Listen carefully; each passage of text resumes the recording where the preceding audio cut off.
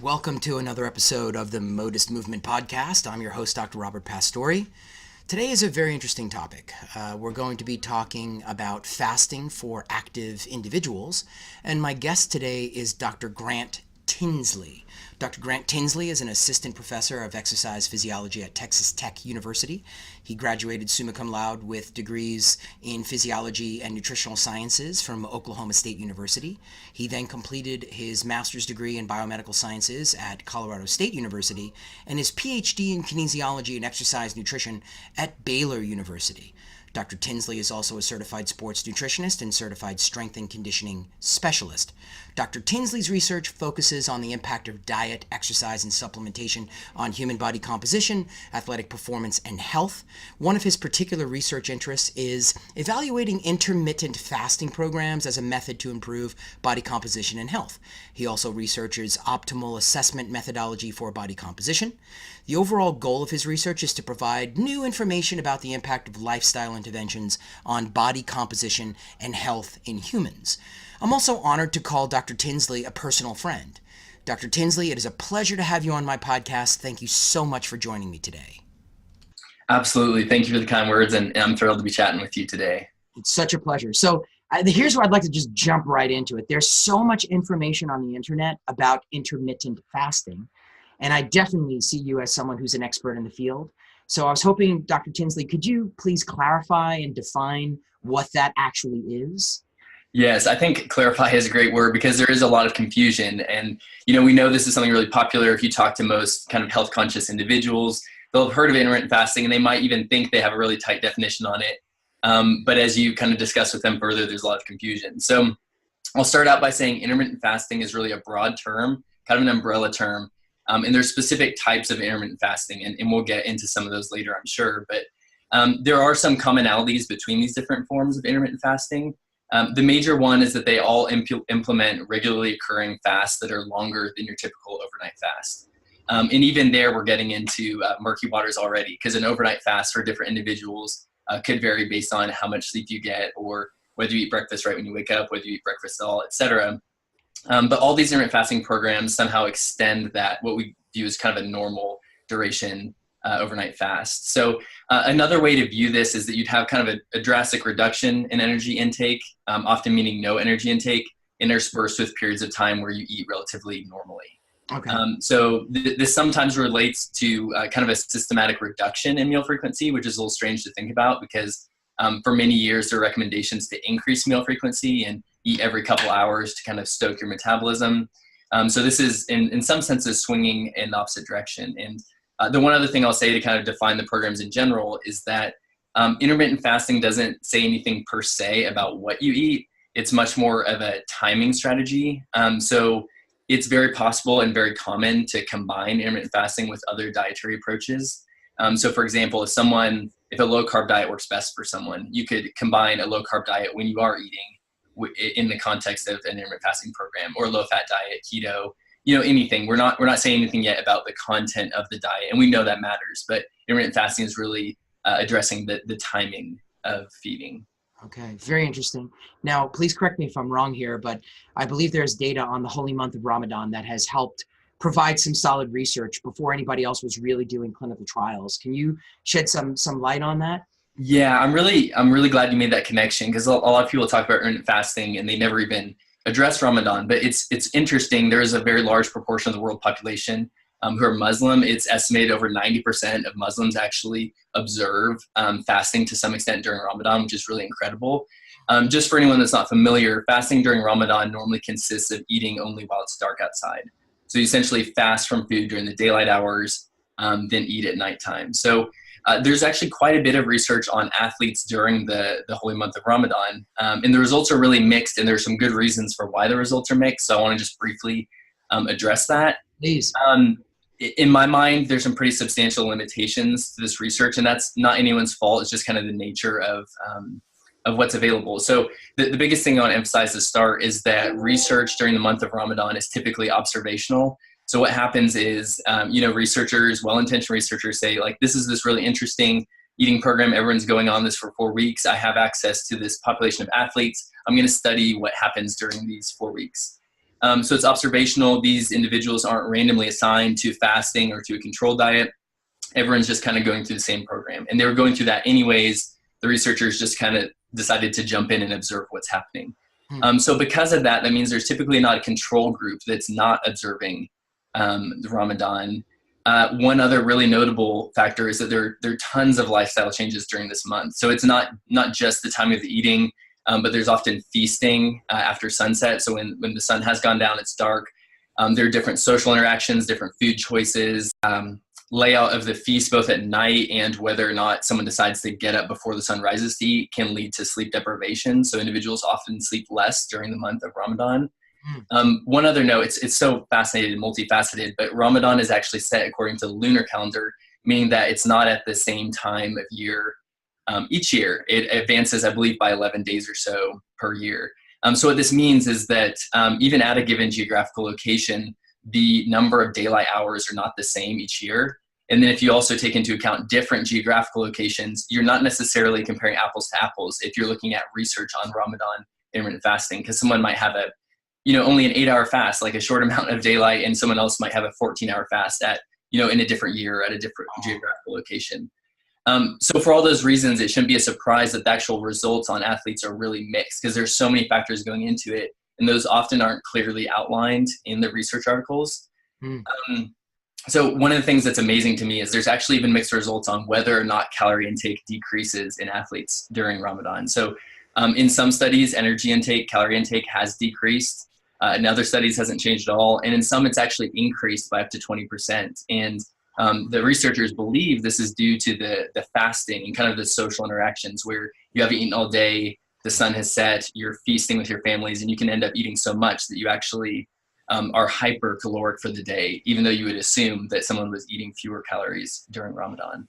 Wow. So without going into all the gory detail, in terms of the major results, really mixed for body composition in terms of fat mass and lean mass.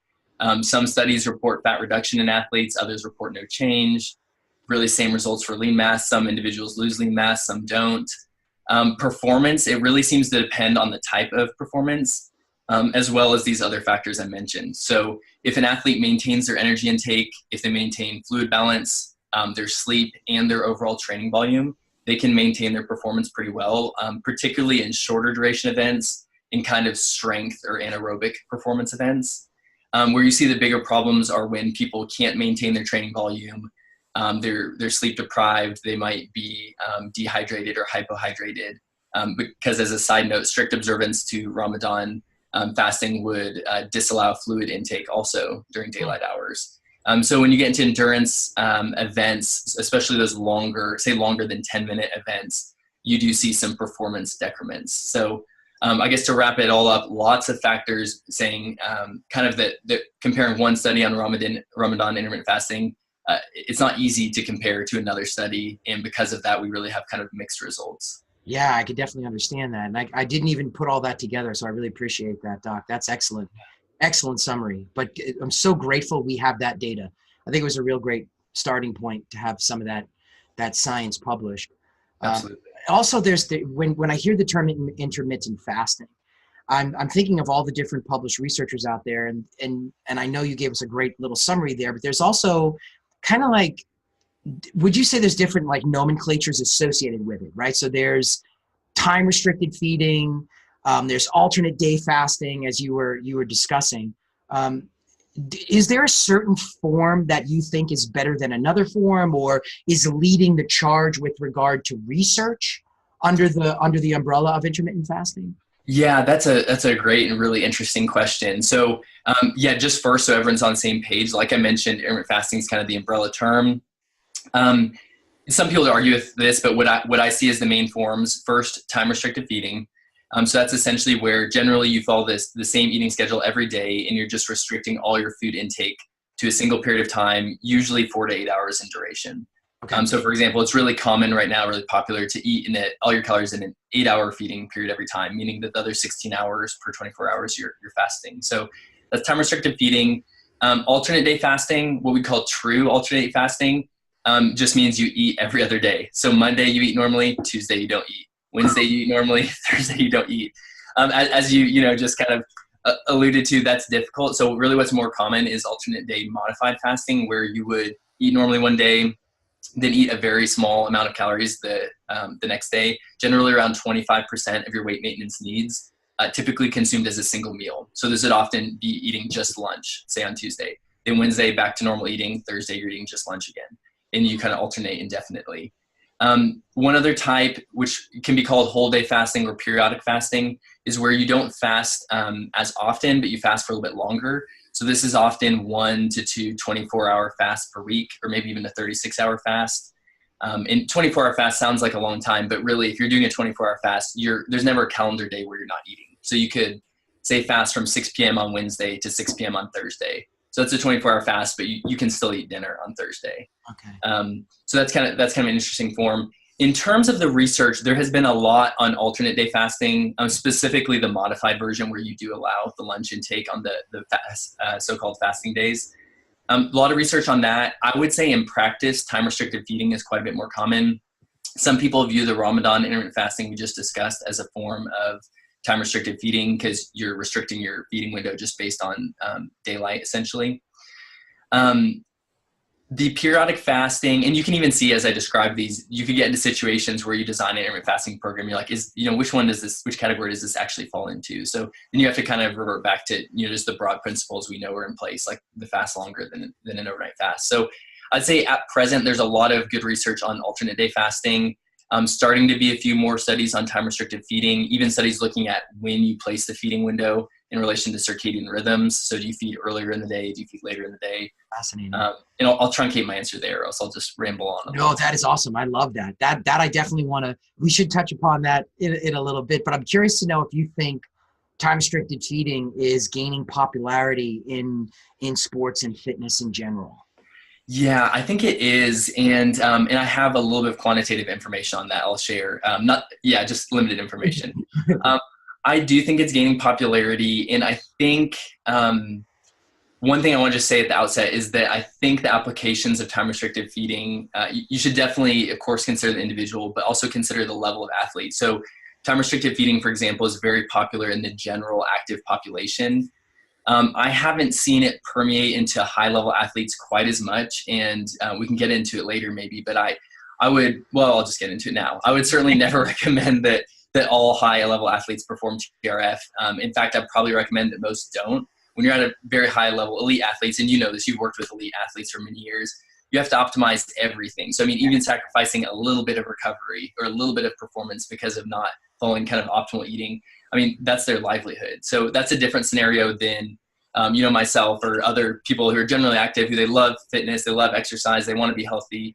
But my livelihood isn't dependent on like peak performance or peak body comp or anything like that. So that's kind of a caveat. In terms of the popularity of TRF, the metrics I have to kind of demonstrate its popularity are really based on two studies we've done in this area that I just want to, if you'll indulge me, I'll briefly mention. Please, I know we might get into details of the studies later, but currently there are only two studies of any form of intermittent fasting, in this case, time-restricted feeding, combined with weight training. So my excellent collaborators and I have published these two articles. So really looking at the interest these two articles have generated is really what's kind of tuned me into just how interested people are. So for example, our 2016 time-restricted feeding article just surpassed 100,000 reads last week on the journal's website. And this is in just over 2 years. And, some individuals, I'm glad you appreciate that are used to like YouTube views or blog articles, this and that. 100,000 maybe not sound like a ton, but for a journal article, that's kind of astronomical. So Altmetric, which is a website that tracks these things, puts this article after about 2 years at a number 4,000 or so in terms of popularity out of over 12 million research articles. And that places it in the 99th percentile for articles of all ages, even though it's only 2 years old. Our other article was actually just won this last summer, the 2017 Best Paper of the Year award for the journals published in the European Journal of Sports Science. And it's already the sixth most read article in the history of that journal, which has been around for about 20 years. So wow. I say that just to say that researchers, practitioners, and then just the general active population who are trying to keep a little bit of a beat on current research, they seem to be really interested and really receptive to this. So those are kind of the metrics I have that tell me, yeah, I think people, are really, really interested in this topic. And now I'm hoping anyone who's listening understands this is exactly why I wanted you on the show. Dr. Well, Tinsley. thank you. This really covers everything. And if you don't mind, I'd like to segue into that paper because that was on my mind. And this is the paper I'm referring to, the first one you mentioned, which is in the Journal of Translational Medicine back in 2006, which was on 8 weeks of time-restricted feeding on basal metabolism, maximal strength, body composition, inflammation, cardiovascular risk factors, resistance-trained males. Can we start with why you decided to pursue this study? Because I can understand the 100,000 people researching it and you're in that top percentile. That wasn't there. There was no paper before your paper that really was looking at this. So what was the impetus for you to wake up, get your team together and go, we're doing this? Yeah, that's a great question. So going into my PhD program, I definitely had an interest in modulating body composition. So specifically, how do we increase muscle? How do we decrease fat mass? How do we improve performance? All these things. So my first doctoral mentor, Dr. Paul Labounty, had actually been the first author on a big position stand on meal frequency put out by the International Society of Sports Nutrition. So I was looking at meal frequency and implications for active individuals. So kind of one of their main conclusions, and this kind of reflects the time it came out, was that you don't have to eat every couple hours to stoke the metabolic fire, as some people previously thought. So as we were discussing that and kind of how this was interesting and how that went against what we'd heard for years in kind of lay articles, we kind of started wondering about the opposite end of the spectrum. It's like, what if you reduce meal frequency? Would that work for athletes? Do we compromise skeletal muscle? Are we going to start catabolizing muscle protein? Could performance be maintained? We had a lot of questions there and had seen some really preliminary research on intermittent fasting, but largely in a sedentary obese population, which was not, necessarily reflective of the individuals we were most interested in. So from working with Dr. Labounty, I began to get really interested in this, and I really just kind of asked for permission to pursue this project on my own. And he kind of said, yeah, go for it. I'm interested in this too. Feel free to design a study and get started. Around the same time at the American College of Sports Medicine conference in 2015, I was perusing through, hundreds of pages of abstracts before the conference, kind of seeing what caught my eye. And I saw someone was actually presenting research on time-restricted feeding and resistance training, and I was really fascinated by that. And it was an incredible researcher from Italy named Antonio Paoli. He's been researching the ketogenic diet since way before it was, mainstream popular. Brilliant guy. So I planned the whole conference around being able to go to his session and talk to him about this. And I said, hey, I'm doing a study like this too. We exchanged information, really hit it off, and that's when we started collaborating. So these two studies we're about to talk about one was conducted in Italy, one was conducted here in Texas, and these were really a result of our collaboration together. I'm really thankful for Antonio and his lab over there. So the article you're referring to, the 2016 Journal of Translational Medicine, that was the one conducted over in Italy, specifically at the University of Padua through Antonio Paoli's lab. So yeah, that was kind of the evolution: meal frequency, body composition, getting connected with the right people at the right time. Wow, that's incredible. And I love that. Going after and seeking out your researcher that you really want to study with or learn from, and here it turned into a beautiful collaboration. Can you talk a little bit more about this study? Can you review just some of the highlights, however you feel, as deep as you want to go regarding the methods and what was inclusion and exclusion criteria? Because we're all so fascinated in this time-restricted feeding and physical training.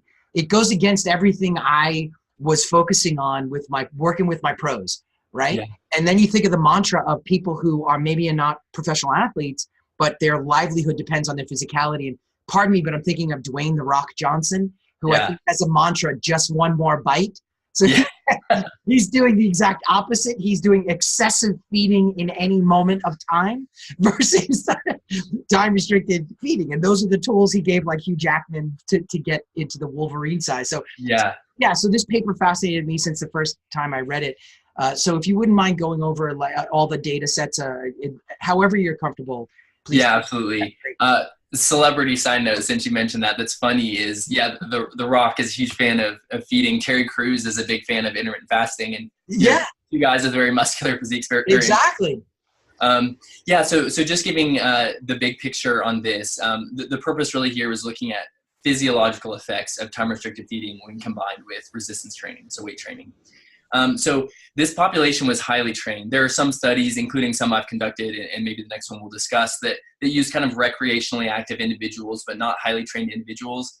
This was not one of those studies. So most of these participants were really natural bodybuilders. So They all had at least 5 years of continuous resistance training experience of at least 3 to 5 days a week. They were all lifelong steroid-free athletes, didn't have any clinical or medical problems that could be aggravated by the study. If you look at kind of the individuals we've got, these were males, average age around 30, BMI in the overweight range around 27, but combined with a really low body fat, so around 13% body fat via DEXA, dual energy X-ray absorptiometry on average. So that combination of overweight, BMI, and low body fat tells you these were really muscular individuals. So these individuals were randomly assigned to one of two groups. So one was a control diet, one was time-restricted feeding.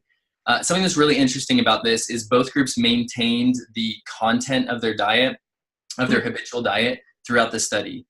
So coming into the study, all the individuals were consuming on average 3,000 calories a day, pretty high protein diet, about 1.9 grams per kilogram per day, and around 4.5 grams per kilogram of carbohydrate a day, which is reasonable for the strength and power range. So they actually maintained that throughout the study.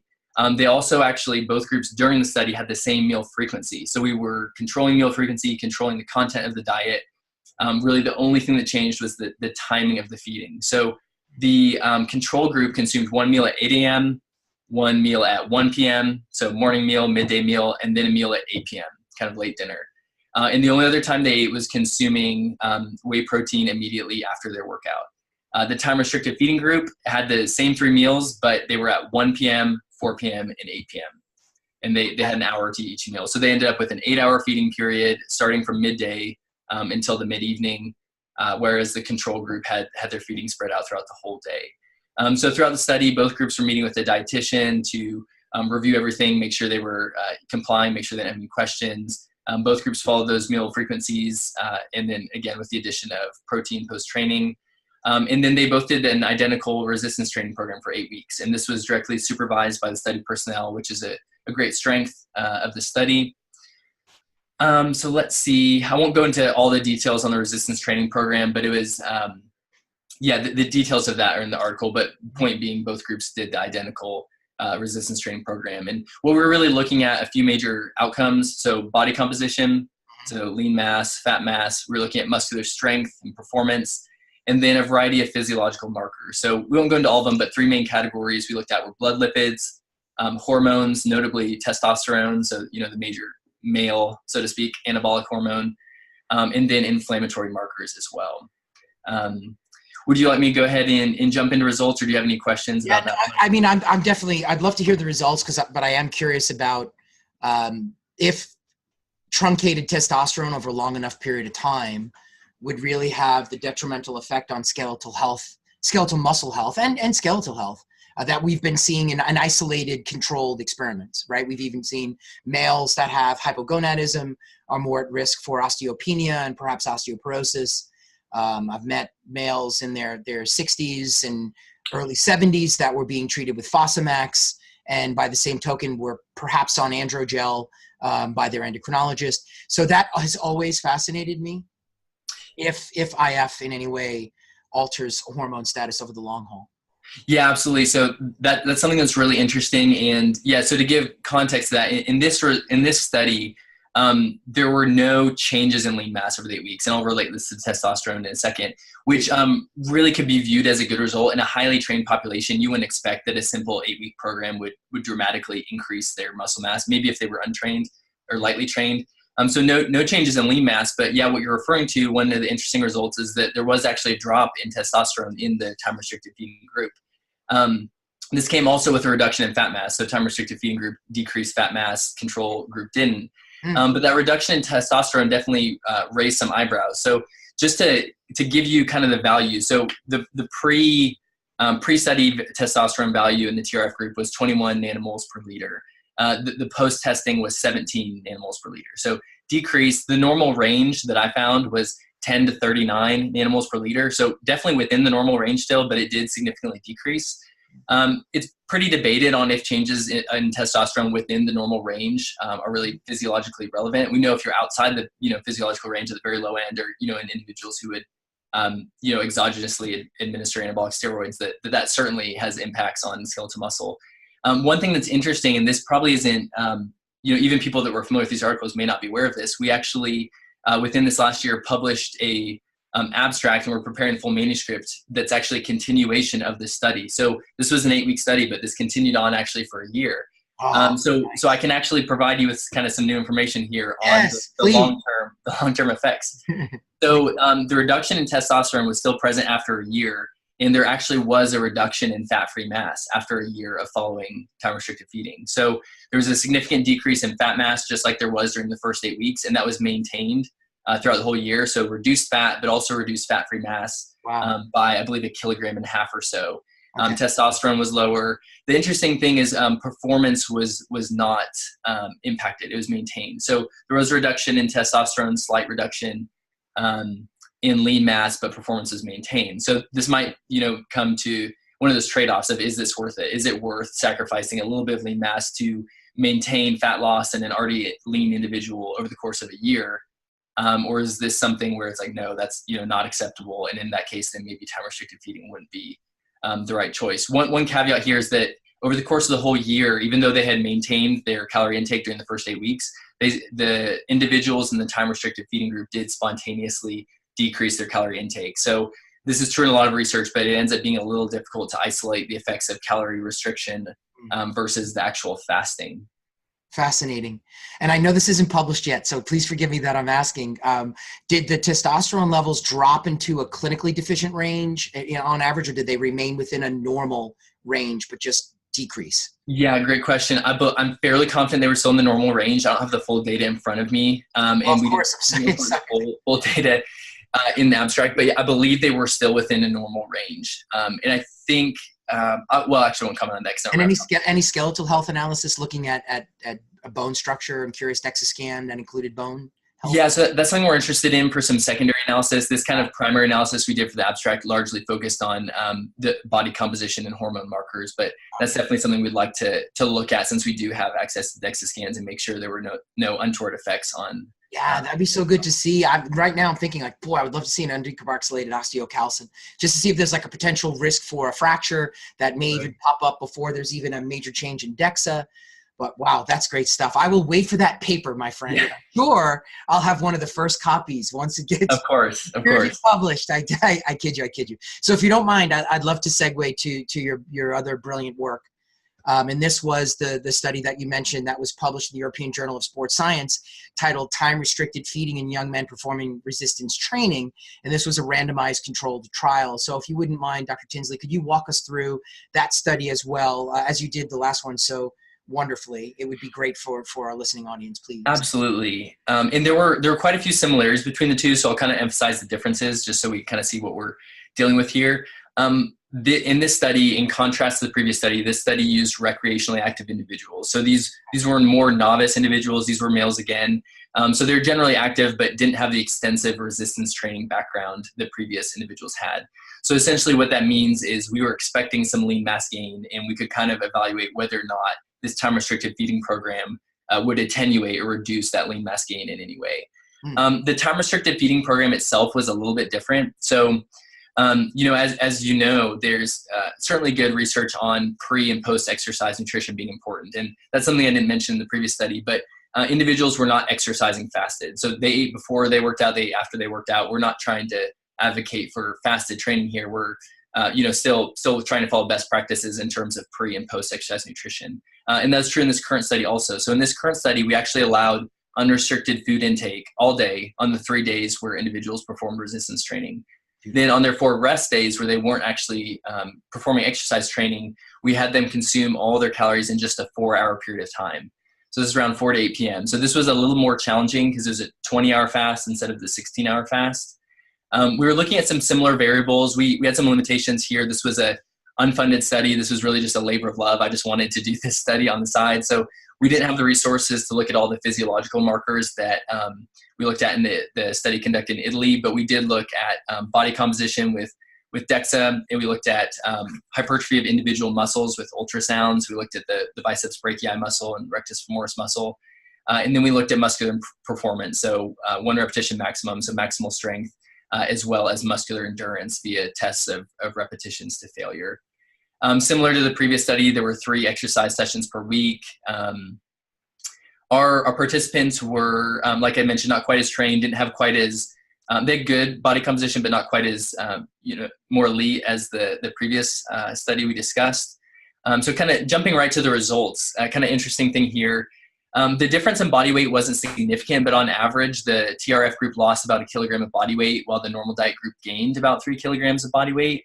And that was also reflected in lean soft tissue. So the TRF group had no change in lean soft tissue. It was completely maintained, so lean mass, but the normal diet group gained almost 2.5 kilograms of lean mass. Wow. So kind of interesting result. We did see some attenuation of lean mass gain with time-restricted feeding. Not significant, but normal diet group gained a little bit of fat mass. TRF group lost a little bit of fat mass, but really the main kind of result there was the apparent attenuation of lean mass gain. One side interesting note on that is that performance didn't differ. So like over the course of 8 weeks, this didn't translate into differences in performance. Both groups substantially improved performance, and that's what we'd expect when we took, relatively untrained individuals and put them on a program. But kind of the thing that came out as we looked at this and looked through dietary records is that the TRF group had really self-selected a lower protein intake than the normal diet group. So the TRF group was consuming about 1 gram per kilogram of protein, which is just barely above the RDA, which is pretty well known to be suboptimal for active individuals. Yeah. Whereas the normal diet group was consuming almost 1.5 grams of protein per kilogram of body weight per day. So quite a bit higher protein and closer up to our recommended range. Yeah. Wow. That's interesting. So that I guess that would explain one component, because what stuck out for me was the hindered hypertrophic adaptation to resistance training and the reduced protein intake. That makes sense in the time restricted feeding group. So do you believe it was more of a truncated protein intake that resulted in that deficit to resistance training in that arm of the study? I think it was. I think that had to have been, my opinion would be that's one of the bigger factors. The duration of fasting was also longer. So maybe the 4-hour feeding, maybe that was too short. Maybe 8 hours of feeding is okay. But honestly, the protein is a big thing. And honestly, that's something a lot of readers criticize. Like, why didn't you control protein? And my answer to that would be, we wanted to say that it's generalizable. We're essentially saying, what happens when you give someone the instructions to eat this way? We're just giving them instructions, what happens? In a laboratory setting, we could control and manipulate everything. And there's some studies where we do that. But in this study, we're saying, what happens if we set them up with this program? And honestly, this is how many individuals would approach time-restricted feeding. They're like, oh, I just eat during these hours. And we had them do that. And this study essentially shows us, if they're doing that, they might self-select a protein intake that's too low. So you need to be particularly aware if you're an active individual doing time-restricted feeding. You need to be extra aware of your protein intake. That's a great point.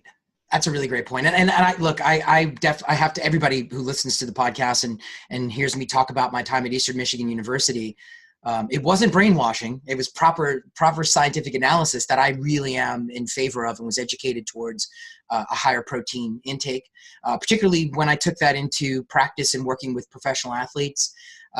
Anyone whose life depended on, how they made their living depended on their physicality and their performance was a 2.0 gram per kilogram of body weight individual for me as a point of reference. And of course, everybody's biochemically unique.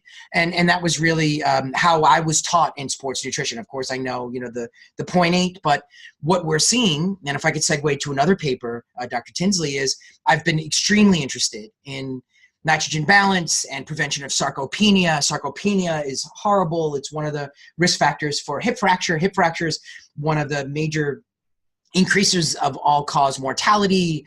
I've met people that fractured a hip that were young and fit cycling through Central Park. And it's just a horrendous thing to have transpire. So when we lose our musculature, and we're already facing that, me at 49 years old, it's a slippery slope downhill if I were to eat a lower protein intake. So what I'm alluding to is there was an editorial published in the November issue of the American Journal of Clinical Nutrition by Daly and Nowson, and they discuss what's optimal protein for a population of adults. And they referenced the 2015 study in the journal Nutrition that amino acid oxidation indicates that recommended daily protein intake should be around 30% higher or more than the current RDA recommendation for older people. And that's the way, again, I was trained. I had a professor that would cross off the textbook reference ranges and make sure he put his bold red, but based on DEXA scan analysis, based on military studies, based on aging population analysis. That professor is one of the greatest professors I've ever had in my life. His name is Dr. John Carbone. Brilliant man, did his PhD in nutritional biochemistry at UConn. Super bright guy, and I appreciate his protein knowledge. So I'd love to know your opinion on, and I appreciate your saying what you saw in your research study, and I accept the way you set up your study. I think it was brilliant, and that's the way it should be done. We have to bring research to real world understanding and see what people do with it. But do you have an opinion on aging and protein intake outside of even just intermittent fasting or controlled calorie? Yeah, absolutely. I am right with you and with your professor. I absolutely agree it should be higher. I think there's great research to support that. There are so many researchers doing great work in this area. Stu Phillips at McMaster University in Canada continually puts out some great stuff on this. And in my skeletal muscle physiology graduate class I teach, we talk about this all the time, and I'm teaching that now, so my students are probably sick of hearing of this.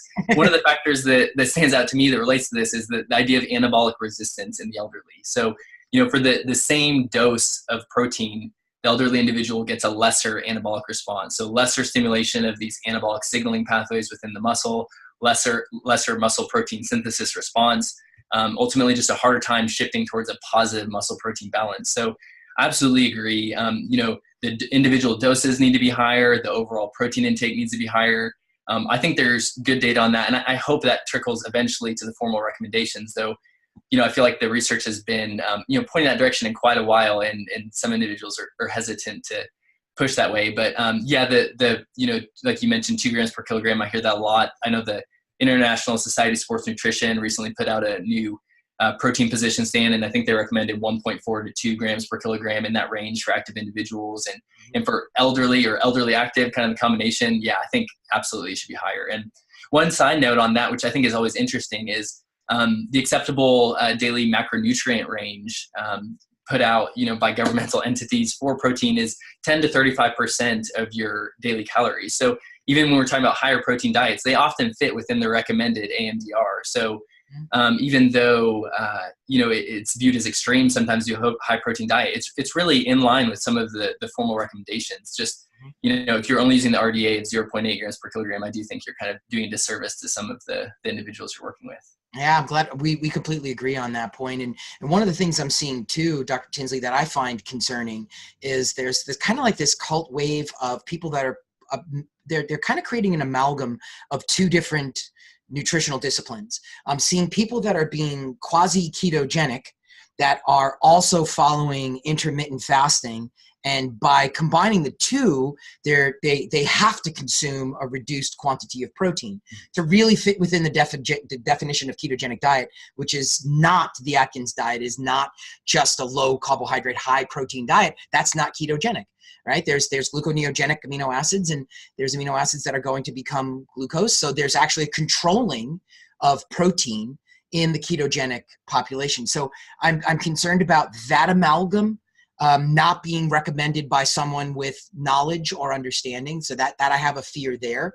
And then I'm also concerned with, and I'm so glad you controlled for that in your trial, I'm seeing a wave of people doing that, the ketogenic, and combining it with intermittent fasting, and then adding in one more phase, which is intense training, either aerobic or strength, during a fasting state.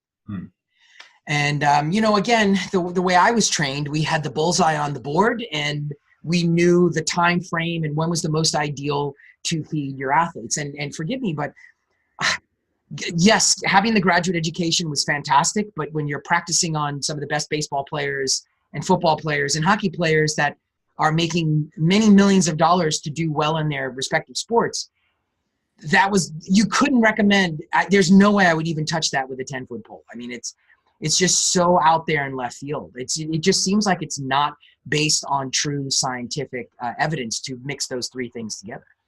Yeah, no, I agree. And like you just alluded to, and I fully endorse this, that it's different when you're talking about elite athletes, like your margin for error is much smaller. A recommendation that might be okay, like, maybe your general active, otherwise healthy individual could get away with something like this, even if it's suboptimal, if they, want to. But I mean, if you're dealing with elite athletes, their livelihood, that's a different situation. I love something a friend, Dr. Sean Arndt at Rutgers University says, and he really emphasizes the point that nutrition for physique and nutrition for performance are not the same thing.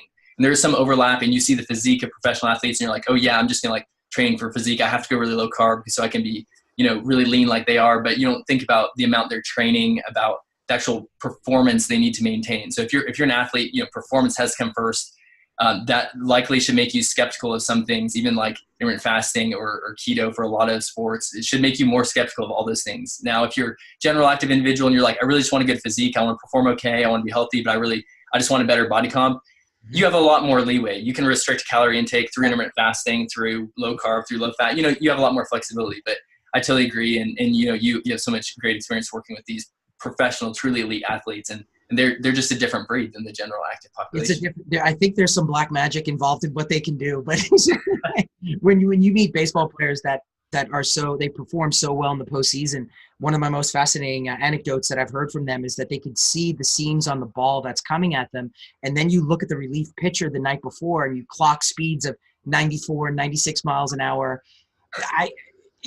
Unfathomable. As someone who just got his glasses recently, I couldn't even in a million years. And also, I know how our friendship will continue for life. Thanks for the shout out to one of my alma maters, Rutgers. Yes, that's right. You're Rutgers as well. Yes. Great program, Scarlet Forever. So I do want to segue to something really recent and modern, if you don't mind, and going back to a great journal, that American Journal of Clinical Nutrition.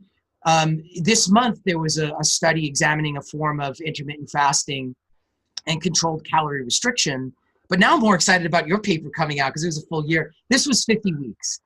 So this paper, there's a conclusion by the authors that intermittent fasting type diet might be equal to a calorie restricted diet for weight reduction and the prevention of certain metabolic diseases.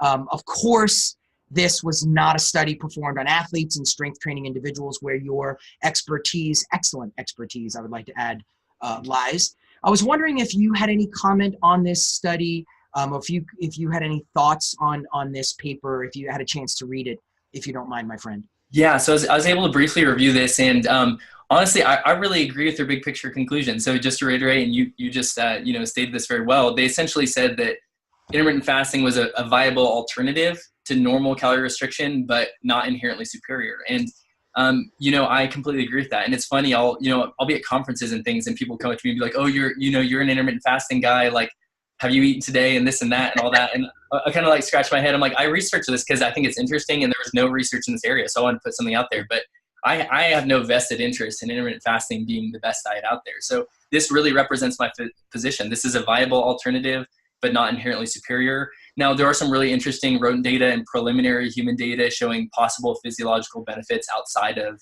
say, body composition for intermittent fasting, but definitely can't be said at this point that it's physiologically superior. However, with your extensive clinical experience, hope you'll imagine you would echo this, but an enormous part, probably bigger factor to consider in any nutrition program is the actual ability of someone to adhere to it. So, besides true food allergies and intolerances, something like that, I would argue this might be the biggest factor. So to me, if you have two alternatives and these are, both roughly equivalent, say for body composition, weight loss, something like that, then you get into the really critical factor of like, could you adhere to this? Yep. And just use my own participants as an example. There's often a 1 to 2 week period. If we take someone, for example, who previously consumed breakfast and kind of ate throughout their whole day and went to bed, there's often a 1 to 2 week period where they're kind of adjusting to their intermittent fasting and they're like, I don't know how I feel about this, but I'm hungry when I wake up, all this. And after a short period of time, they adjust to it. And then if they're seeing good body comp changes, by the end of the study, they're like, I'm just going to continue this for life. I love this. But then we have other individuals who they start out and they're like, yeah, maybe this is okay. And by the end of the study, they're just like, I hate this. As Dr. Tinsley, as soon as the study's over, I'm never doing intermittent fasting again. And that's really valuable information at the individual level. And this is something I've heard you say in other podcasts, just emphasizing the importance of individualizing aspects of nutrition. And I view the meal timing thing and intermittent fasting thing as something in that category. If it works for you, it helps you move towards your health goals, then do it. Go for it. And if not, if you're miserable, you're hungry, you're angry, you don't enjoy your life while you're doing it, then don't do it, because there are other viable alternatives. And I think your research shows that it could be just a great tool. I love your research, and I have zero opinions either. I think if someone can actually do it, what a fantastic thing to have, a new weapon in their arsenal where they're not so sick of counting calories and monitoring everything they're consuming, and have an easier pathway, albeit easier, for that individual. I think it is a fantastic thing. So I love what you're doing, and I pray that you please continue. And I can tell with your passion, I'm sure you're going to keep publishing these great studies. I'm so excited about the new one, my friend. That's going to be amazing. But yes, you and I are so in sync. We're so on the same page there. By the way, someone coming up to you at a conference asking you if you ate today. I have celiac disease, and I make it very well known I have celiac disease. If I had a nickel for every time a fellow researcher came up to me and say, hey, how much do you miss pasta? You and I would be having this conversation at like the Taj Mahal or something. It never, the bad jokes just don't get old on these subjects, my friend. You know, wherever we hang our research hat or own a disease. But yeah, I think my closing note on this topic is, if there is a tool that individuals can use to improve body composition and mitigate disease, how wonderful that is to have variety. And that's what I love that you're showing, is you are the first scientist to actually break this myth that you can be, you can't be fit and practice this form of nutrition. And I love what you did there, because the data sets are really remarkable. We didn't even talk about the potential reduction in different disease states, the reduction in certain cases or normalization of lipid profiles. And look, I get it. If someone is, normotensive, they're not hypertensive, if someone has a normal lipid profile, you're really not going to see that a major change. But if someone has astronomically high triglycerides and they start practicing TRF under the guidance of a knowledgeable practitioner, they could potentially experience what we're seeing in the clinical literature, a dramatic reduction in those. And according to the literature says they might experience a reduction in a cardiovascular event. Right. That to me is a miracle. And that actually means you're betting on the farm and not pharma. Oh, I like that. I like that. If you don't mind me throwing out that little, that's great. Wonderful pearl. So, yes. No, that's great. And I appreciate all those kind words. And just, 2 notes on that, just to, again, give a huge shout out to my collaborator, Antonio Paoli, who, has been along with this journey with me, and we're, working on current projects and will continue to. And then just wanted to mention for, for the women listening, you may have noticed that these few studies we highlighted that we've done previously are in males, and a big gap in the literature had been looking at TRF, time-restricted feeding, in active females. And we actually just finished our data collection analysis on a big time-restricted feeding study in active females, really similar to the study that was published in the Journal of Translational Medicine. It was conducted here at Texas Tech University, and we should be submitting that for publication within the next month or so. So I know a lot of, women will ask me like, oh, you saw these results, but do you think this would differ for me? And up to this point, haven't been able to fully answer that question. I can give a best guess, but now we have data on that will be coming out soon.